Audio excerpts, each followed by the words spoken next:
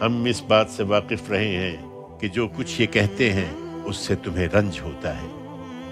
تم اس پر صبر کرو اے پیغمبر، اس لیے کہ یہ تمہیں نہیں جھٹلا رہے، یہ ظالم تو آیات الہی کا انکار کر رہے ہیں۔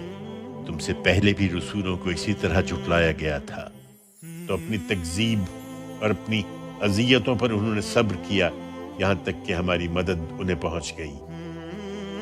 اللہ کی باتوں کو کوئی بدلنے والا نہیں ہے، اور ہماری اس سنت کو سمجھنے کے لیے پیغمبروں کی کچھ سرگزشتیں تمہیں پہنچ ہی چکی ہیں۔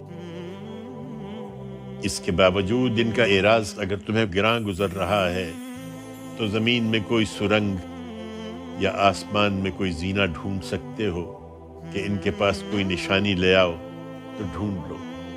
اللہ چاہتا تو ان سب کو ہدایت پر جمع کر سکتا تھا، اس لیے ہرگز جذبات سے مغلوب ہو جانے والوں میں سے نہ بنو۔